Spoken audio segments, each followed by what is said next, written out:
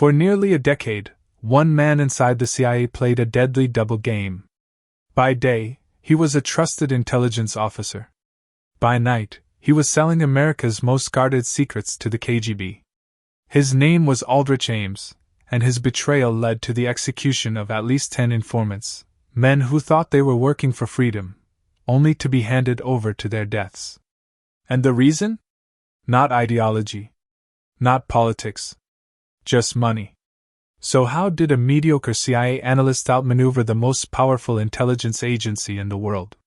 How did he live in plain sight, growing richer as his colleagues remained blind to the truth? And what finally led to his downfall? This is the Grim Files, and you're about to uncover the story of Aldrich Ames, the spy who sold America.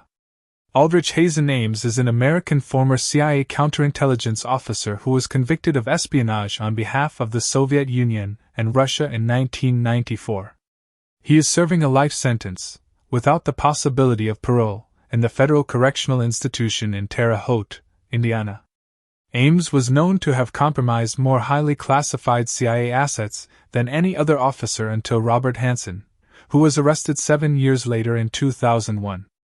Ames was born in River Falls, Wisconsin, on May 26, 1941, to Carlton Cecil Ames and Rachel Ames.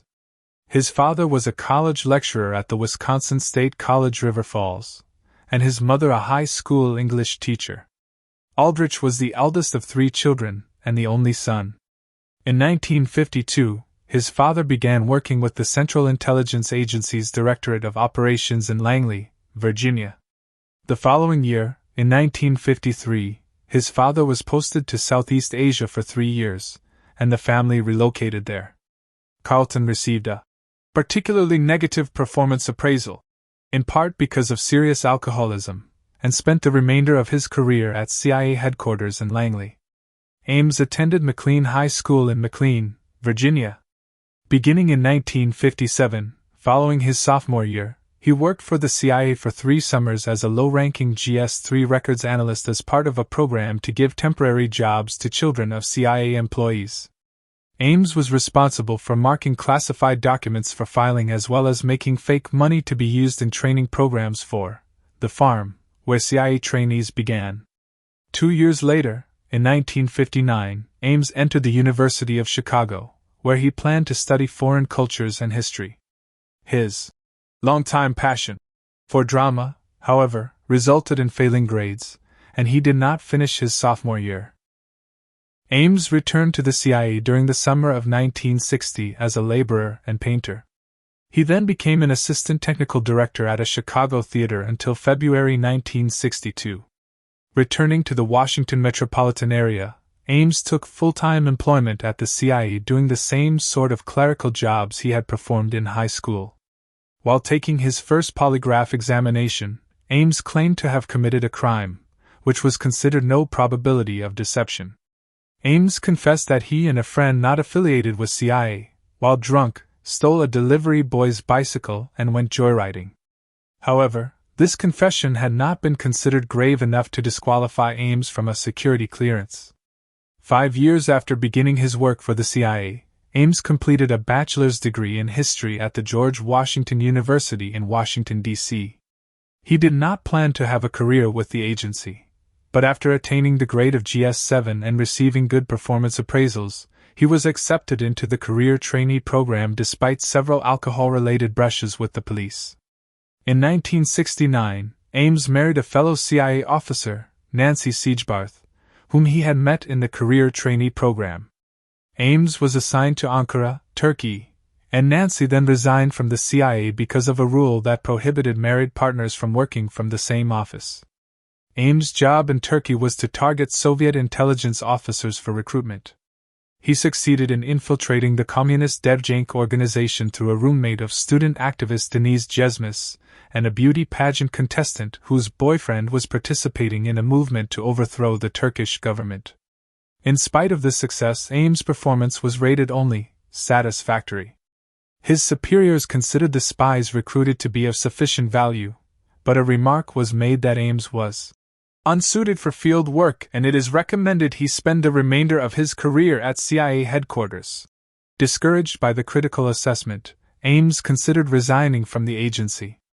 In 1972, Ames returned to CIA headquarters, where he spent the next 4 years in the Soviet East European Division, where he was responsible for managing assets and his skills were better utilized. His performance reviews were good. Nevertheless, his excessive drinking was noted. In 1976, Ames was assigned to New York City, where he handled 2 important Soviet assets. His performance was rated excellent, and he received several promotions and bonuses, being ranked above most operations officers in his pay grade. However, Ames' tendency to procrastinate in submissions of financial accounting was noted. His inattention to detail also led him to commit 2 security violations, including once leaving a briefcase containing classified operational materials on the New York City subway, which the FBI recovered and determined as being uncompromised. Ames later said he received a verbal reprimand but no documentation of the matter. In 1981, Ames accepted a posting to Mexico City while his then-wife remained in New York City. His evaluations in Mexico were mediocre at best, and he engaged in at least 3 extramarital affairs. In October 1982, Ames began an affair with Maria del Rosario Casas Dupuy, E.S., a cultural attaché in the Colombian embassy and a CIA informant. He married her in 1985 and fathered a son with her, Paul Ames, who was born in 1989. Despite CIA regulations, Ames had not reported his relationship with a foreign national to his superiors, even though some of his colleagues were aware of it. His lackluster performance reviews were again partly the result of his heavy drinking. At a diplomatic reception in Mexico City, Ames got into a loud, drunken argument with a Cuban official that caused alarm among his superiors. In September 1983, Ames was transferred back to the Southeast Asia Division at CIA headquarters. His reassignment placed him in the most sensitive element of the Department of Operations, which was responsible for Soviet counterintelligence. Ames had access to all CIA plans and operations against the KGB and the GRU, Soviet military intelligence. In October, he formally separated from Nancy. In November, he submitted an outside activity report to the CIA, noting his romantic relationship with Rosario. Aldrich Ames later remarked that Nancy made little fuss about the affair and quickly agreed to a divorce, but made it well known she was keeping most of their joint assets. As part of his divorce settlement from his first wife, Ames agreed to pay the debts that they had accrued and provide Nancy monthly support for 3.5 years, totaling approximately $46,000. Ames thought the divorce might bankrupt him, and later said that this financial pressure was what had first led him to consider spying for the Soviets. Rosario had also proven to be a heavy spender, going on shopping sprees and phoning her family in Colombia at a cost of $400 a month. After her arrest, the FBI discovered 60 purses in the Ames house, more than 500 pairs of shoes, 165 unopened boxes of pantyhose and multiple designer dresses, noting, "At least a dozen looked like they were not yet worn." Also discovered were 6 men's Rolex watches. Ames routinely assisted another CIA office that assessed Soviet embassy officials as potential intelligence assets. As part of this responsibility, and with the knowledge of both the CIA and the FBI, Ames began making contacts within the Soviet embassy. In April 1985, Ames' espionage on behalf of the Soviet Union began. He provided information to the Soviets that he believed was essentially valueless, but would establish his credentials as a CIA insider. In exchange for it, he asked for $50,000, which the Soviets quickly paid.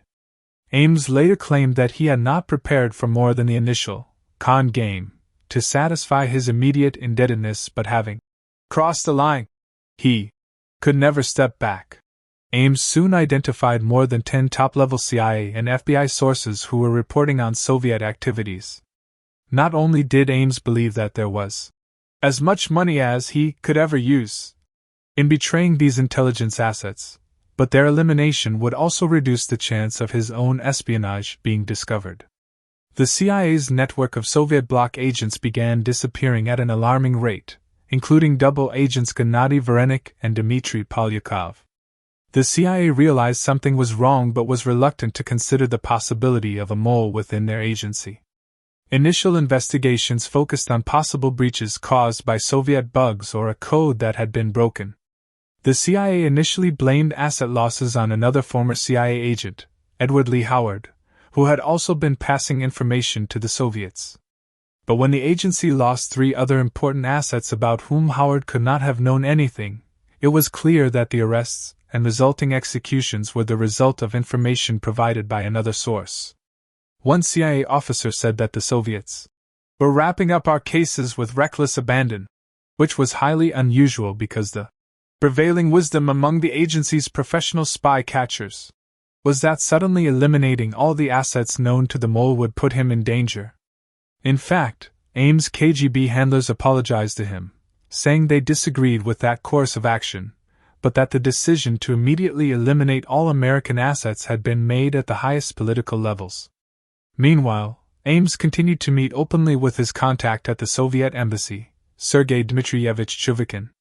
For a time, Ames summarized for the CIA and FBI the progress of what he portrayed as an attempt to recruit Chuvakin.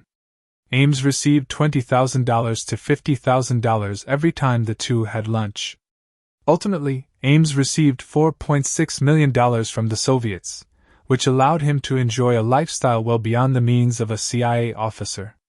In August 1985, when Ames' divorce became final, he immediately married Rosario Casas Dupuy. Understanding that his new wealth would raise eyebrows, he developed a cover story that his prosperity was the result of money given to him by his Colombian wife's wealthy family. Ames wired considerable amounts of his espionage payments to his new in-laws in Bogotá to help improve their impoverished status. In mid-May 1985, someone apparently reported to the Soviets that Oleg Gordievsky, their chief of station in London, was sending secrets to MI6, which he had been doing, under great secrecy, for 11 years. On May 17, 1985, Gordievsky was recalled to Moscow, where he was drugged and interrogated about his alleged communications with MI6. There was great suspicion that Ames had reported Gordievsky's activity to Soviet counterintelligence. In June 1994, however, the Washington Post stated that, after 6 weeks of questioning Ames, the FBI and CIA remain baffled about whether Ames or someone else first warned the Soviets about Gordievsky. An FBI agent reported that Ames had not advised the Soviets about Gordievsky until June 13, 1985. By that time, the spy was under KGB surveillance, although he had not been charged with treason as of July 19, 1985, when MI6 agents began to exfiltrate him to Britain. In 1986, following the loss of several CIA assets, Ames told the KGB that he feared he would be a suspect. The KGB threw U.S. investigators off Ames' trail by constructing an elaborate diversion, in which a Soviet case officer told a CIA contact that the mole was stationed at Warrenton Training Center, WTC, in Warrenton, Virginia, a secret CIA communications facility in Virginia. Mole hunters investigated 90 employees at WTC for almost a year and came up with 10 suspects, although the lead investigator noted that there are so many problem personalities that no one stands out. In 1986, Ames was posted to Rome, where his performance once again ranged from mediocre to poor and again included evidence of his problematic drinking. Regardless, from 1990 to 1991, he was reassigned to the CIA's Counterintelligence Center Analysis Group, which provided him with access to extremely sensitive data, including information on American double agents. Later, after he defected, Gordievsky spoke highly of the information that Ames had provided to the KGB, stating that the significance of Ames was huge, and that the Soviets were impressed with the quality and quantity of secrets that he had delivered. In late 1986, the CIA assembled a team to investigate the source of the leaks. Led by Paul Redmond, and including Jean Vertefuel, Sandra Grimes, Diana Worthen, and Dan Payne, the team examined different possible causes, including the possibilities that the KGB had bugged the agency, or intercepted its communications, or had a mole in place. By 1990, the CIA was certain that there was a mole in the agency, but was unable to identify the exact source. Recruitment of new Soviet agents was brought to a near halt, since the agency feared it could not protect its current assets. Prior to that, in November 1989, a fellow employee reported that Ames seemed to be enjoying a lifestyle well beyond the means of a CIA officer, and that his wife's family was less wealthy than he had claimed. Worthen, one of the members of the mole hunt team, knew Rosario prior to her marriage and had met with her one day to discuss installing drapes in the Ames residence. Worthen had recently installed drapes in her own home and knew they could be expensive. She asked which room to concentrate on first, to which Rosario laughed and said, "Do not worry about the price, we are going to have the whole house done at once." Worthen also knew that Rosario's parents had little money, and a CIA contact in Bogota observed that her family was now well off. Nevertheless, the CIA moved slowly. When the investigator assigned to look at Ames' finances began a 2-month training course, no one immediately replaced him. Investigators were also diverted by a false story from a CIA officer abroad who claimed that the Soviets had penetrated the CIA with an employee born in the USSR. Ames was born in River Falls, Wisconsin. In 1986 and 1991, Ames passed 2 polygraph examinations while spying for the Soviet Union. He was initially terrified at the prospect of taking the test but was advised by the KGB to just relax. Ames' test demonstrated deceptive answers to some questions, but the examiners passed him. In the later opinion of the CIA, this was because the examiners were overly friendly, and therefore did not induce the proper physiological response. The CIA finally focused on Ames after coworkers noted his sharper personal appearance, including cosmetic dentistry. Ames' teeth, which were yellowed as a result of heavy smoking, had been capped. Attire. Ames had been known for bargain basement attire, but suddenly changed to wearing tailor-made suits not even his superiors could afford. The CIA also realized that, despite Ames' annual salary of $60,000, he could afford a $540,000 house in Arlington County, Virginia, which he paid for in cash, a $50,000 Jaguar luxury car, home remodeling and redecoration costs of $99,000, monthly phone bills exceeding $6,000, mostly calls by Ames' wife to her family in Colombia, servants from the Philippines, whose travel to and from the States was paid for by Ames, premium credit cards, on which the minimum monthly payment exceeded his monthly salary. In March 1993, the CIA and FBI began an intensive investigation of Ames that included electronic surveillance, combing through his trash, and installing a monitor in his car to track his movements. From November 1993 until his arrest, Ames was kept under virtually constant physical surveillance. In early 1994, when he was scheduled to attend a conference in Moscow, the FBI believed it could wait no longer, and he and his wife were arrested on February 21. At his arrest, Ames told officers, "You're making a big mistake. You must have the wrong man." On February 22, 1994, Ames and his wife were formally charged by the Department of Justice with spying for the Soviet Union and Russia. He pleaded guilty on April 28 and received a sentence of life imprisonment. As part of a plea bargain by Ames, his wife received a lesser sentence of a 5-year prison sentence for tax evasion and conspiracy to commit espionage. In court, Ames admitted that he had compromised virtually all Soviet agents of the CIA and other American and foreign services known to me, and had provided the USSR and Russia with a huge quantity of information on United States foreign, defense, and security policies. It is estimated that information Ames provided to the Soviets led to the compromise of at least 100 American intelligence operations and the execution of at least 10 sources. Ames' betrayal of CIA methods also allowed the KGB to use controlled agents to feed the U.S. both genuine intelligence and disinformation from 1986 to 1993. Some of this feed material was incorporated into CIA intelligence reports, several of which even reached 3 U.S. presidents.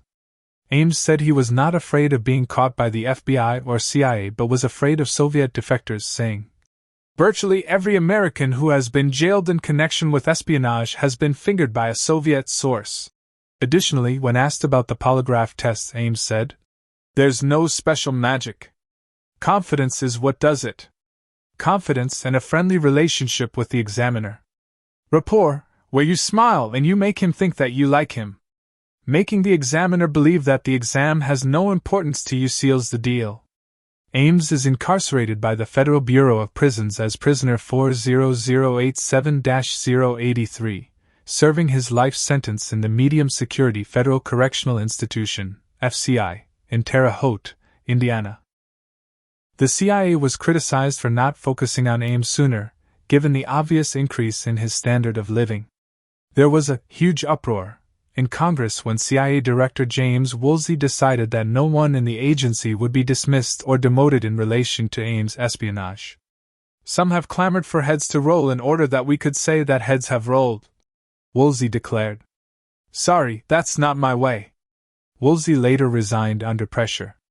Ames' attorney, Plato Kacharis, threatened to litigate the legality of the FBI's searches and seizures in Ames' home and office without conventional search warrants, although Ames' guilty plea made the threat moot.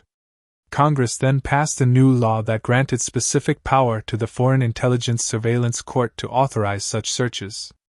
Ames was ineligible for a death sentence due to the uproar about the execution of Julius and Ethel Rosenberg, who were convicted of carrying out espionage for the Soviet Union and were executed at Sing Sing in Ossining, New York, in June 1953. Following Ames' espionage, however, Congress reinstated the death penalty for foreign espionage. Aldrich Ames thought he was untouchable. He lived lavishly, spending Soviet blood money on sports cars, mansions, and luxury. But in the end, greed was his downfall. His betrayal cost lives, shattered trust, and left a stain on American intelligence that would never fully fade.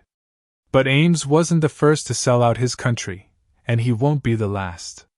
If you found this story intriguing, make sure to subscribe to the Grim Files for more deep dives into the world's darkest crimes, conspiracies, and betrayals. Like the video, drop a comment on what case we should cover next, and hit the bell icon so you never miss an upload. Because the truth is always darker than fiction, and here at the Grim Files, we dig until we find it.